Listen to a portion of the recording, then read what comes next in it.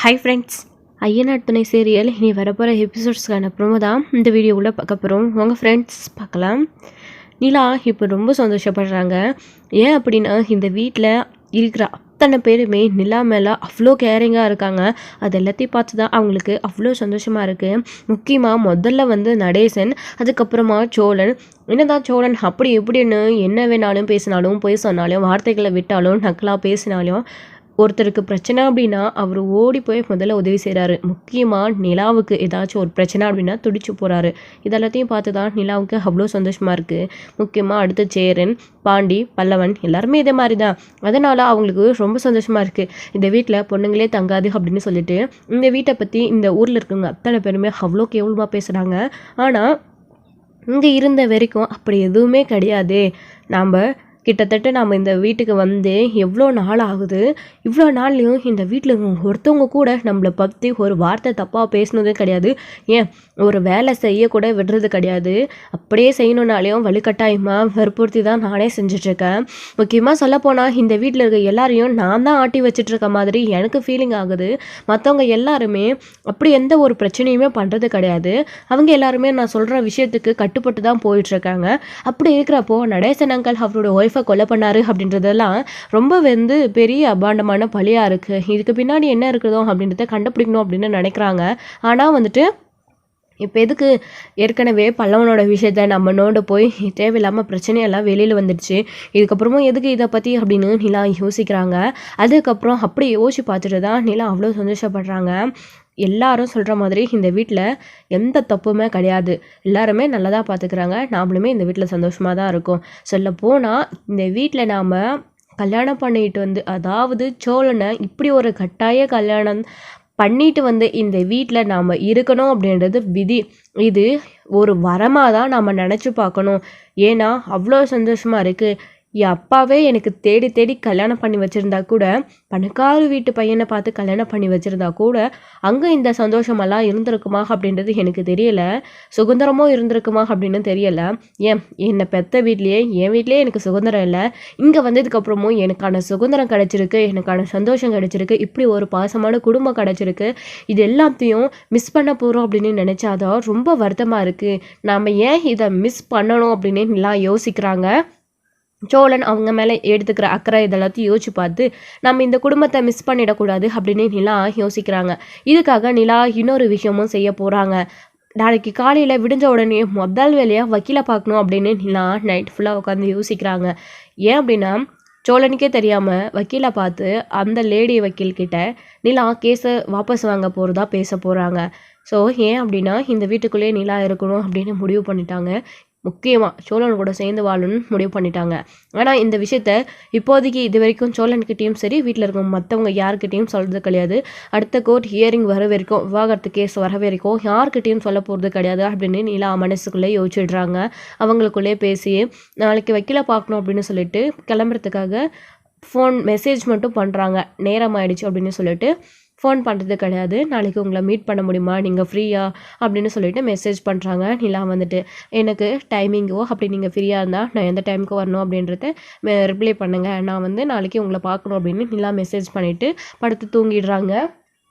அதுக்கப்புறமா இங்கே எல்லாருமே தூங்கி எழுந்துச்ச மறுநாள் காலையில் சேரன் வழக்கம் போல் எல்லாருக்குமே டீ போட்டுட்டு கொடுத்துருக்குறாங்க. முக்கியமாக நேற்று சந்தா வீட்டில் போய் மசாலா டீ போட கற்றுக்கிட்டான் அப்படின்னு சொன்னார் இல்லையா, அந்த மாதிரி டீ போட்டுட்டு கொடுக்குறாங்க.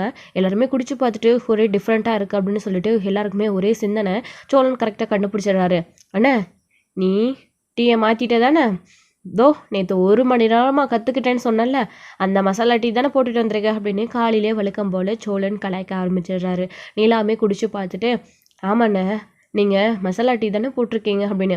ஆமாப்பா, நானே சொல்லலாம்னு நினச்சேன், நீங்கள் எல்லாருமே குடிச்சிட்டு கண்டுபிடிச்சிட்டிங்களே அப்படின்னு. இதில் என்ன இருக்குது, வழக்கமாக போடுற டீக்கும் இதுக்கும் நிறையவே டிஃப்ரெண்ட் தெரியுதுண்ணே. நீங்கள் பேசாமல் இனி டெய்லியும் இப்படியே போட்டுருங்கண்ணே, நல்லா இருக்குது அப்படின்னு நிலா சொல்கிறாங்க. ஆமாண்ணே, நீ இதையே போட்டுரு, எப்படியும் சந்தா இந்த வீட்டுக்கு வந்தால் நாங்கள் இந்த டீயை தானே குடிக்கணும், இனிமேலுக்கு இப்போந்தே நாங்கள் பழகிக்கிறோம் அப்படின்ற மாதிரிலாம் சோழன் சொல்லிட்டுருக்காரு. நீ வேற கிண்டல் பண்ணாதடா, அமைதியாயிரடா அப்படின்னு சொல்லிட்டு சேரன் சோழன்கிட்ட சொல்லிட்டுருக்காரு. அப்புறமா கொஞ்ச நேரம் கழிச்சு சேரன் கிச்சனில் சமைக்கிறதுக்காக போனதுக்கப்புறமா நிலா இருந்துக்கிட்டு பல்லவன், பாண்டியன் கிட்ட இவங்க கிட்ட பேசிகிட்டு இருக்காங்க. அங்கிள் கூட நேற்று எனக்கு டீ போட்டு கொடுத்தாரு. அவர் போட்டது எனக்கு பிடிக்கல, ஆனால் பாசமாக போட்டு கொடுத்தது பிடிச்சிருந்துச்சு. அவர் கூட டீ தூளை மாற்றணும்னு சொல்லிட்டு இருந்தாரு. இந்த டீ நல்லா இருக்குல்ல, இனி வீட்டிலேருந்து டீயை அண்ணனை போட சொல்லிடலாமா அப்படின்னு சொல்கிறாங்க நிலா. ஓகே தான் அப்படின்னு சொல்லிட்டு இங்கே அவங்க பேசிகிட்டு இருக்கும்போது நடேசன் ஒரு விஷயம் யோசிக்கிறாரு. வெளியில் உட்காந்துக்கிட்டு இந்த குடும்பம்லாம் இவ்வளோ சந்தோஷமாக இருக்குது, இவனுக்கு அடுத்து ஒரு நல்லது நடக்கணும். அந்த பொண்ணு சந்தாவை இவனுக்கு ரொம்ப பிடிச்சிருக்கு போல இருக்குது. ரொம்ப கொஞ்ச நாளாவே அந்த பொண்ணு கூட நல்லா க்ளோஸாக பழகிட்டு இருக்கா. முதல்ல ஆரம்பத்தில் நான் வேண்டான்னு சொன்னேன், ஆனால் அதையும் மீறி அவன் அந்த பொண்ணுக்கிட்ட நல்லா பழகிட்டான் போல இருக்குது. வீட்டில் இருக்கவங்க எல்லாருக்குமே சந்தாவையும் பிடிச்சிருக்கு. என்ன போய் ஜாதி மதம் அப்படின்னு நாம் கூட்டிகிட்டு ஒருத்தர் நம்பி வச்சிடும் இல்லையா, அதுக்காக எல்லாரும் தப்பானவங்கன்னு நாம் முடிவு பண்ண முடியாதுல்ல. இந்த பொண்ணு சந்தாவை பொறுத்த வரைக்கும் நல்ல பொண்ணு மாதிரி தெரியுது. இந்த வீட்டுக்கு பெரியவனா நாம் தானே எல்லாத்தையும் பண்ணணும் அப்படின்னு நடேசன் யோசிக்கிறாரு. அப்படி யோசிச்ச உடனே ஒரு விஷயம் செய்யலாம் அப்படின்னு நடேசனுமே கிளம்பி போகிறாரு.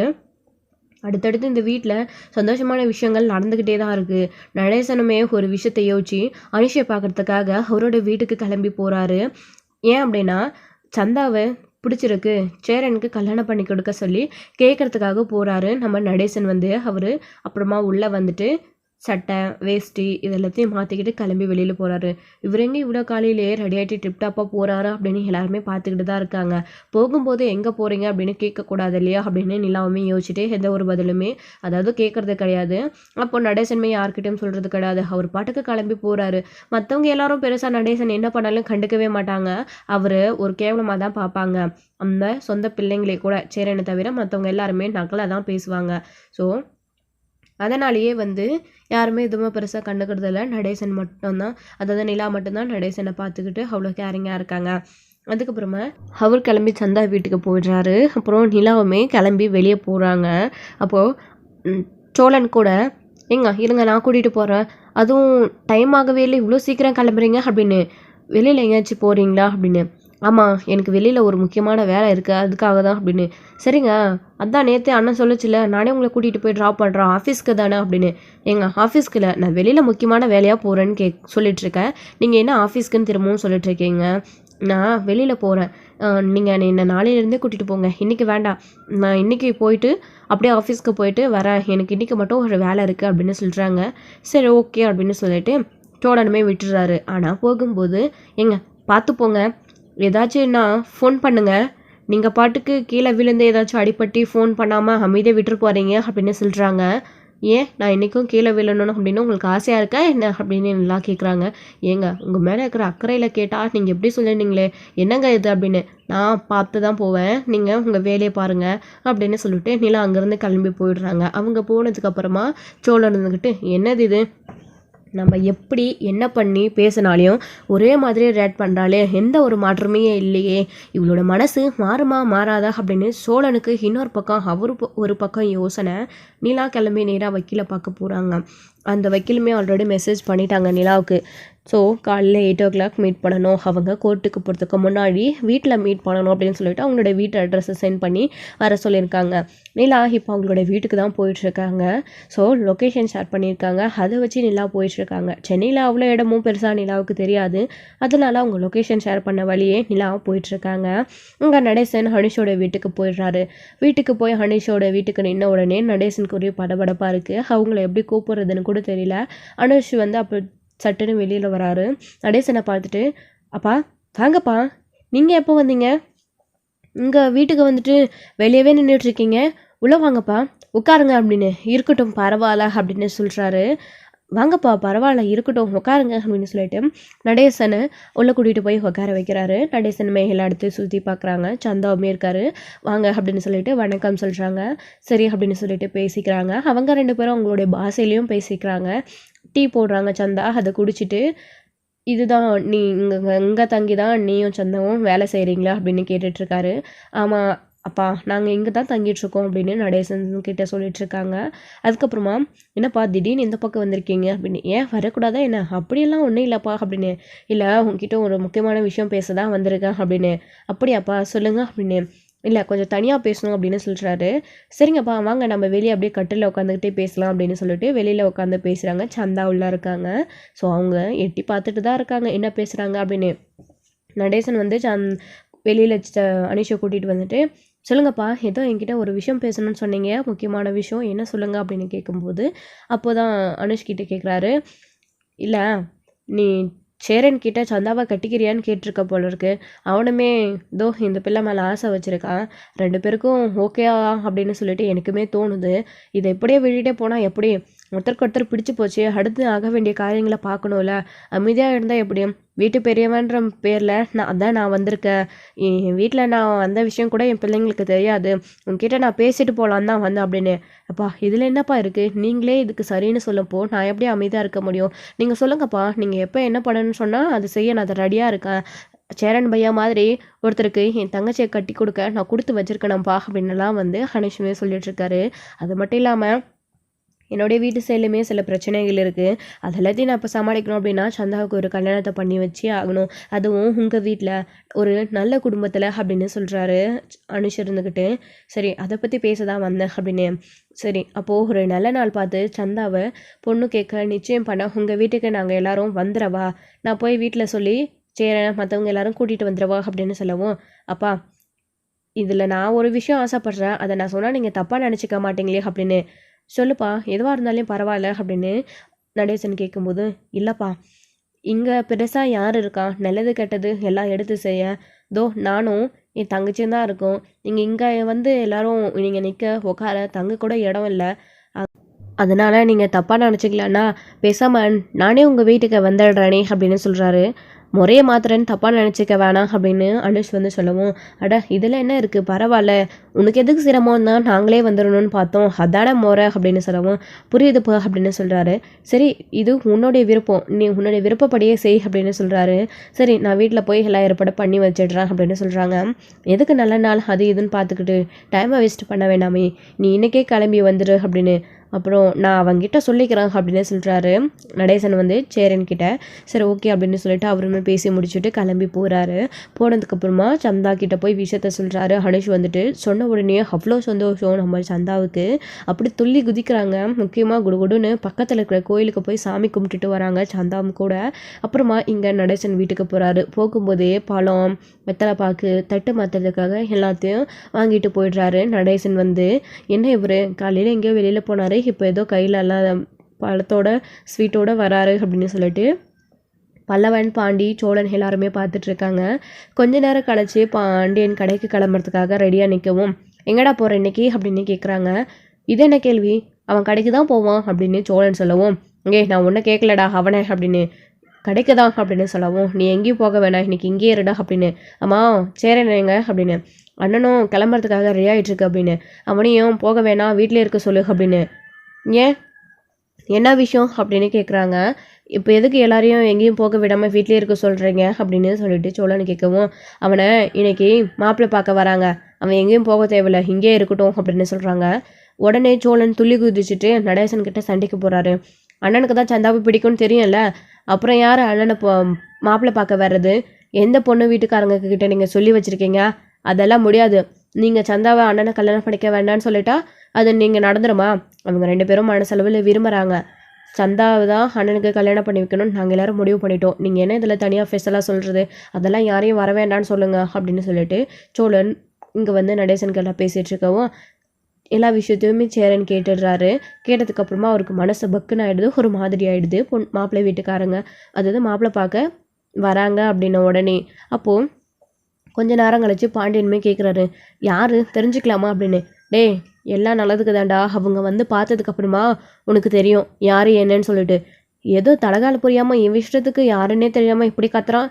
இவனோட வேலையே இதானே. இதுக்கு தான் இந்த பிள்ளை இவங்கிட்ட கொஞ்சம் கூட மோங்கிறது கூட பேச மாட்டேங்குது. ஆனால் ரொம்ப கஷ்டம் அந்த பொண்ணு இவங்க கூட சேர்ந்து வாழ்கிறதெல்லாம் அப்படின்னு சொல்லிட்டு நடேசன் அங்கேருந்து போயிடுறாரு. அப்படி போனதுக்கப்புறமா யாராக இருக்கும் அப்படின்னு எல்லாருக்குமே ரொம்ப குழப்பம்.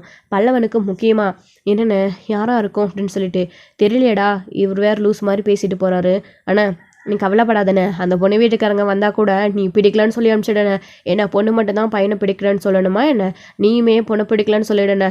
உனக்கு சந்தா தான், நீ எதை நினச்சி கவலைப்படாதண்ணே. நான் எப்போவே நிலாவுக்கு கால் பண்ணுறேன் அப்படின்னு சொல்லிட்டு இருக்காரு சோழன் வந்துட்டு. நிலா வந்து வக்கீலோட வீட்டுக்கு போயிருக்காங்க. அங்கே போயிட்டு சொல்லுங்க நிலா, என்ன இதை பார்க்கணுன்னு சொல்லிட்டு மெசேஜ் பண்ணியிருந்தீங்க அப்படின்னு. வாங்க உட்காருங்க, டீ காஃபி ஏதாச்சும்? இல்லை மேடம் அதெல்லாம் ஒன்றும் வேண்டாம் அப்படின்னு. சரிங்க நிலா, என்ன விஷயம் சொல்லுங்கள் அப்படின்னு. கண்டிப்பாக அடுத்த இயரிங்கில் விவாகரத்து கிடச்சிரும், இதுக்காக இவ்வளோ தூரம் வந்தீங்களா? நீங்கள் என்ன தேர்ந்தெடுத்திருக்கீங்க. கண்டிப்பாக நீங்கள் நினச்சதை நான் வாங்கி கொடுத்துருவேன் அப்படின்ற மாதிரி அவங்க பேசிகிட்டு இருக்கவும், இல்லை மேடம் இப்போ நான் அதுக்காக வரல, அந்த கேஸே இல்லாமல் பண்ணணும்னு தான் வந்திருக்கேன் அப்படின்னு சொன்னவும், என்ன சொல்கிறீங்க ஒன்றும் புரியலை அப்படின்னு. ஆமாம் மேடம், எனக்கு சோழனை விவாகரத்து பண்ண முடியலை, நான் வந்து கேஸை வாபஸ் வாங்கிக்கிறேன், அவர் கூட சேர்ந்து வாழணும் நான் முடிவு பண்ணிட்டேன் அப்படின்னு சொல்லவும், என்ன நிலா, வாட் நிலா, எனக்கு கனவா நினவானே தெரியல, நேற்று வரைக்கும் விவாகரத்து வேணும் அப்படின்னு பிடிவாதமாக இருந்தீங்க, சோழன் கூட விவாகரத்து தரதா சொல்லிட்டாரு, ஆனால் இப்போ நீங்கள் கேஸை வாபஸ் வாங்கிக்கிறேன்னு சொல்கிறீங்க, ஒன்றுமே புரியல எனக்கு, ரொம்ப குழப்பமாக இருக்குது அப்படின்னலாம் வந்து அவங்க கேட்குறாங்க. இதில் என்ன மேடம் குழப்பம் இருக்குது, நானும் அவர் விவாகரத்து பண்ணிவிட்டு என்னோடய லைஃப்பை பார்த்துட்டு போயிடணும் தான் யோசித்தேன், ஆனால் இப்போ யோசித்து பார்க்கும்போது தான் தெரியுது அது தப்பு அப்படின்னு. நானே தேடி போய் கல்யாணம் பண்ணிக்கிட்டாலும் இப்படி ஒரு குடும்பம் எனக்கு கிடைக்காது, லவ் மேரேஜ் தான், அதனால தான் சொல்கிறேன் அப்படின்னு. இதுக்கு தான் நாங்கள் ஒன்றுக்கு அத்தனை தடவை கவுன்சிலிங் வைக்கிறது, நீங்கள் ஒருத்தருக்கு ஒருத்தர் புரிஞ்சுக்கணும் அப்படின்னு. எப்படியோ நிலா, நீங்கள் 2 பேரும் விவாகரத்து வாங்கக்கூடாதுன்னு நினச்சிட்டிங்களா, பொதுவாகவே இந்த விவாகரத்து கேஸு இதை வக்கீலுக்காக படித்து சட்டப்படி எங்களுக்கு வாங்கி கொடுக்கறது எது அநியாயம் நீதி அப்படின்றது எங்களுடைய கடமை தான். ஆனால் ஒவ்வொரு கப்புள்ஸும் பிரியும் போது அவங்க நல்லவங்களா கெட்டவங்களானாலாம் எங்களுக்கு தெரியாது, அவ்வளோ கஷ்டமாக இருக்கும். ஆனால் இப்போது நீங்கள் இப்படி ஒரு முடிவு எடுத்துருக்கிறது உண்மையிலே எங்களுக்கு ரொம்ப சந்தோஷமாக இருக்குது அப்படின்னு சொல்கிறாங்க. சரி, அடுத்த ஹியரிங்கில் கண்டிப்பாக கோர்ட்டுக்கு போய் தான் இதை நம்ம கேஸை வாபஸ் வாங்க முடியும், நீங்கள் மட்டும் இல்லை அவரும் சொல்லணும் அப்படின்னு சொல்கிறாங்க. கண்டிப்பாக அவர் சொல்வார் அப்படின்னு நிலா சொல்லவும், அது எப்படி நீங்கள் சொல்கிறீங்க, அவர் தான் நான் நேற்று ஸ்ட்ராங்காக சொன்னார் விவாகரத்து கொடுத்துடுறேன் அப்படின்னு சொல்லிட்டு அப்படின்னு. மேடம், நான் விவாகரத்தை கேட்டதுனால தான் அவர் கொடுக்குறேன்னு சொன்னார், ஆனால் அவருடைய மனசில் என்னை விவாகரத்து பண்ணுறதுல துளி கூட விருப்பம் இல்லை அப்படின்னு சொல்லவும், இது இவங்களுக்கு கேட்டு ரொம்ப ஷாக்காக இருக்குது. ஆமாம், நான் அவர் வரும்போதெல்லாம் அவருடைய முகத்தை நோட் பண்ணியிருக்கேன், ஏதோ ஒரு மார்க்கமாகவே வருவார், இந்த டைம் தான் அவர் ஒரு டிஃப்ரெண்ட்டாக இருந்தார், ஓ இதுதான் காரணமா அப்படின்னு சொல்கிறாங்க. அப்படி தெரிஞ்ச உடனே அப்போது கண்டிப்பாக ஈஸியாக விவாகரத்து கேஸு வாபஸ் வாங்கிடலாமே அப்படின்னு சொல்லவும், ஆமாம் நான் கேஸை வாபஸ் வாங்கிடுறேன், ஆனால் இது வந்து சோழனுக்கு தெரியாது, நீங்கள் அவருக்கு தெரியப்படுத்த வேண்டாம், அடுத்த ஹியரிங் எப்பன்னு மட்டும் சொல்லுங்கள், அப்போ கோர்ட்டில் வந்து நான் கேஸை வாபஸ் வாங்கிக்கிறேன்னு சொல்கிறேன், நான் அப்படி சொன்னதுக்கப்புறம் சோழனுமே கண்டிப்பாக கேஸை வாபஸ் வாங்குறேன்னு சொல்லிடுவார் அப்படின்னு சொல்லவும், சரி ஓகே உங்களுடைய முடிவு நிலா அப்படின்னு சொல்கிறாங்க வக்கீலுமே. சரி, அப்படி அதுக்காக தான் நான் உங்களை மீட் பண்ணி பேசணும்னு வந்தேன், நான் கிளம்புறேன் அப்படின்னு சொல்லிட்டு கிளம்புறாங்க. ஆஃபீஸ்க்கு கிளம்புறதுக்காக ரெடியாக வண்டி எடுக்கும்போது சோழன் கால் பண்ணுறாரு. சோழன் கால் பண்ணி நிலாவுக்கு விஷயத்த சொல்கிறாங்க. அப்படி சொன்ன உடனே நிலாவுமே, என்ன அங்கிள் திடீர்னு நம்மக்கிட்ட கூட சொல்லாமல் எப்படி ஒரு ஏற்பாடு பண்ணியிருக்காரு அப்படின்னு நிலாவுமே ரொம்ப துடிச்சு போய் ஆஃபீஸ்க்கு கூட போகாமல் டேரெக்டாக வந்து வீட்டுக்கு வராங்க. இங்கே அனுஷ் வந்து அடுத்த நிமிஷமே எல்லாத்தையும் ரெடி பண்ணி எடுத்துக்கிட்டு இங்கே சேரனுடைய வீட்டுக்கு வராரு. இங்கே எல்லாரும் ரொம்ப துடிச்சு போயிருக்கும்போது அங்கே வந்து நிற்கிறாங்க நிலாவுமே. ஏங்க இவர் என்ன இதுன்னு கேளுங்க அப்படின்னு சொல்லிட்டு சோழன் கத்தும்போது, என்ன இது அங்கிள் அப்படின்னு. அம்மா போய் நீயும் ரெடி ஆகுமா அப்படின்னு சொல்கிறாரு. என்ன அங்கிள் இது அப்படின்னு. நான் ஒன்று சொன்னால் இந்த வீட்டுக்காக செஞ்சால் அது கரெக்டாக இருக்கும்னு நீ நினைக்கிறியா இல்லையா அப்படின்னு. ஆமாம் அங்கிள், ஆனால் அப்படின்னு. போம்மா போய் ரெடியாகு அப்படின்னு சொல்லவும், நிலாமே அடுத்த வார்த்தை எதுவுமே பேசாமல் போய் அங்கே சாரி கட்டிட்டு வந்து நிற்கிறாங்க. சோழனுக்கு அதிர்ச்சியாக இருக்குது. என்ன இது, அவர் தான் எதோ சொல்கிறாருன்னா நீங்களுமே இப்படி ரெடி ஆகிட்டு உங்கள் பாட்டுக்கு வந்து நின்றுட்டுருக்கீங்களே, என்னது இதெல்லாம் அப்படின்னு சொல்லிட்டு சோழன் கூட நிலாவை கேட்டுட்டு இருக்கவும், நீங்கள் அமைதியாக இருங்க, அப்படி யார் வராங்கன்னா பார்த்துடலாமே என்ன நடக்குது அப்படின்னு நிலா சொல்லவும், பார்த்தா அனுஷ் வீட்டுக்கு வராரு. அனுஷ் வீட்டுக்கு வந்துட்டு பார்த்ததுமே எல்லாருக்குமே பயங்கர குழப்பம். வாங்க வாங்க வாங்க அப்படின்னு சொல்லிட்டு உள்ளே கூப்பிடுறாங்க மற்றவங்க எல்லாருமே. நடேசனுமே கூட உள்ளே வாப்பா அப்படின்னு கூப்பிடுறாரு. உள்ளே வந்து, என்ன எல்லாரும் அப்படி பார்க்குறீங்க, உட்கார சொல்ல மாட்டீங்களா அப்படின்னு சொல்லவும், உட்காருங்க அப்படின்னு சொல்கிறாங்க. என்ன இது அனுஷ் வீட்டுக்கு வந்திருக்காரு, ஒன்றுமே புரியல அப்படின்னு.